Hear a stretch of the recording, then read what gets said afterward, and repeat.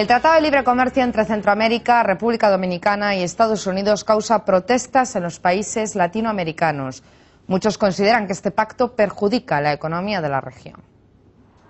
Diversas agrupaciones sociales insisten en que el acuerdo ha provocado una alta dependencia de la economía estadounidense, principalmente de las importaciones de alimentos, lo que ha contribuido al empobrecimiento de la población.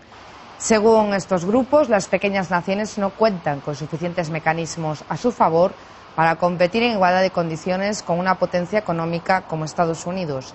Benjamín Ramos, experto del Centro de Investigación sobre Inversión y Comercio, cree que el tratado busca beneficiar a ciertos sectores dominantes en el mercado. En primer lugar, el Tratado de Libre Comercio a 5 años de vigencia entre Estados Unidos y Centroamérica no ha traído los resultados esperados que se pregonaban desde antes de su firma. Se dijo en aquel momento que el Tratado de Libre Comercio iba a lograr un mayor desarrollo productivo en la economía salvadoreña. Vemos que durante los 5 años del Tratado de Libre Comercio la economía salvadoreña ha estado estancada y más bien ha llegado a niveles de crecimiento negativo.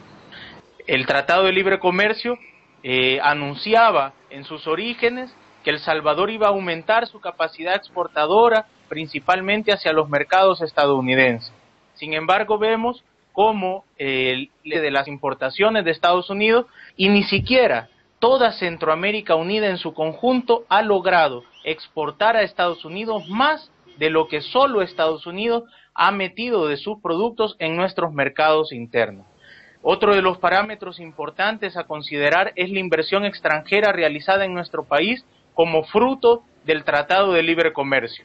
Sin embargo, al 5º año del Tratado de Libre Comercio vemos cómo esta inversión extranjera se ha concentrado en sectores que son dominados por pocas empresas, pero que además estas empresas ni siquiera son de capital nacional, sino que son de capital transnacional, específicamente en el sector financiero. Y finalmente, tenemos un impacto en materia legal hacia nuestro Estado. Vemos cómo el Tratado de Libre Comercio viola la soberanía política y económica de nuestro país y hoy en día estamos enfrentando ante un tribunal internacional 2 demandas internacionales de transnacionales mineras por el no otorgamiento de licencias de explotación minera en nuestro país.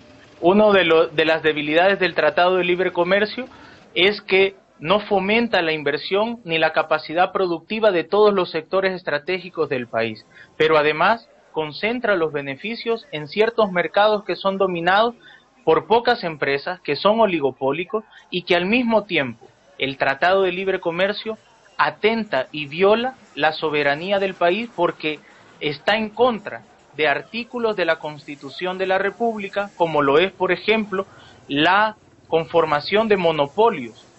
En El Salvador están prohibidos los monopolios por Constitución y sin embargo a través del Tratado de Libre Comercio se fomenta la producción de empresas a través en condiciones monopólicas. Asimismo, vemos también cómo el Tratado de Libre Comercio fomenta la capacidad productiva desde la gran empresa. El Salvador, el 90% de las empresas son pequeñas o microempresas. Y sin embargo estas no han sido capaces de favorecerse de los mecanismos contemplados en el Tratado de Libre Comercio. En primer lugar, se necesita revisar la política comercial de nuestros pueblos. El Salvador necesita dar un giro en la política comercial salvadoreña y esta no puede estar basada en la firma de tratados comerciales que buscan única y exclusivamente el lucro para ciertos sectores, el interés y el beneficio para ciertos sectores dominantes en las economías. En ese sentido, creemos que la estrategia de una política comercial de un país no puede estar basada única y exclusivamente en la firma de tratados comerciales y, por tanto, se debe de revisar cuáles son los tratados comerciales que se están firmando hoy en día y negociando, si son bajo el mismo parámetros y bajo las mismas condiciones que el Tratado de Libre Comercio con Estados Unidos.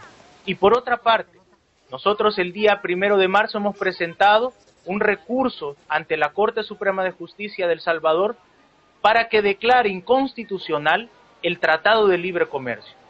No puede ser que nosotros, a través de la Asamblea Legislativa, sigamos aprobando leyes que no sean consultadas con la mayoría de la población, pero además viole la Constitución. Por tanto, esperamos también de parte del sistema judicial de nuestro país que se revise la violación a los derechos de los salvadoreños y salvadoreñas que este tratado comercial está ocasionando y que por tanto se revise los contenidos de fondo para que pueda haber un giro y que los beneficios que las relaciones comerciales deban de tener entre los pueblos sean para la mayor parte de la población.